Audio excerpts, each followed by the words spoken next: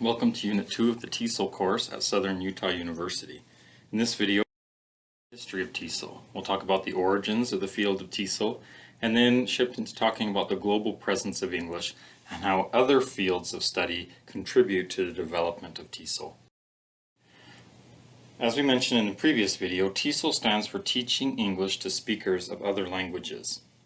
Although teaching English has existed for hundreds of years, TESOL became its own recognized field of study in the 20th century.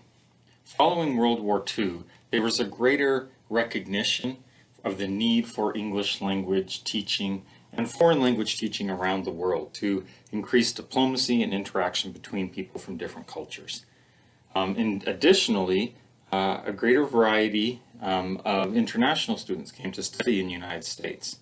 There was also an increase of immigration around the world. And this helped create the recognition that there needed to be a formal field that could help with the development of English language teaching. James Alatis, who happens to be the son of Greek immigrants to the United States, was very interested in the field of linguistics and language teaching. He was a professor at Georgetown University, and he collaborated with others from different fields, including language learning and international education, to found the professional organization of TESOL.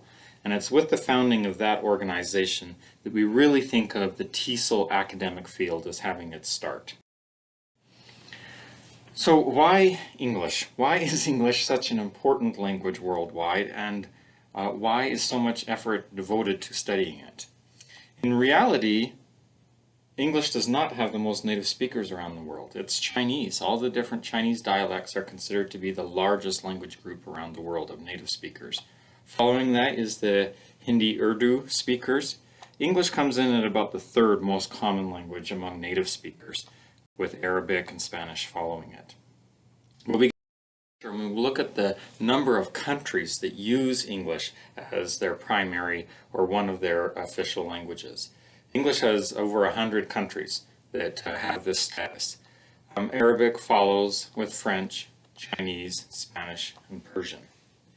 Another more interesting is when we look at the number of second language learners of languages. So there are many second language learners of French around the world.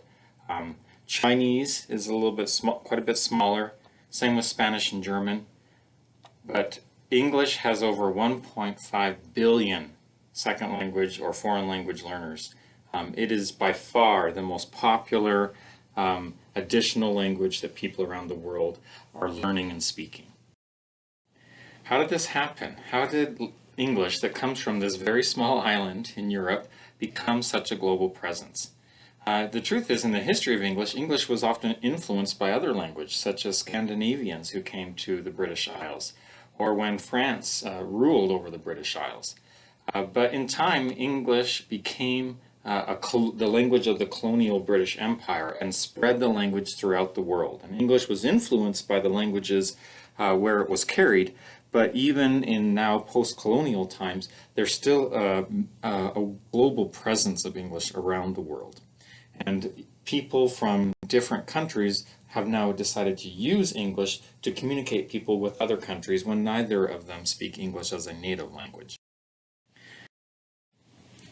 So as we talk about TESOL, we need to recognize that it's influenced by a variety of cultural and political and social powers. It's also influenced by academic study that influences how we learn English, how we value it, and how we get better at teaching it and learning it. TESOL is certainly influenced by the field of linguistics, the study of language and how language works. It's also influenced by the field of education, how people learn, and by the field of psychology, understanding the mind and how the mind works. And as advances in these fields and other fields change, they continue to influence TESOL and how languages are taught and learned. So in this video, we've talked about the origins of the field of TESOL and how it's becoming increasingly important that it is its own field as the global presence of English increases. We talked about factors that influenced the teaching and learning of English, and how the field continues to develop and progress continually.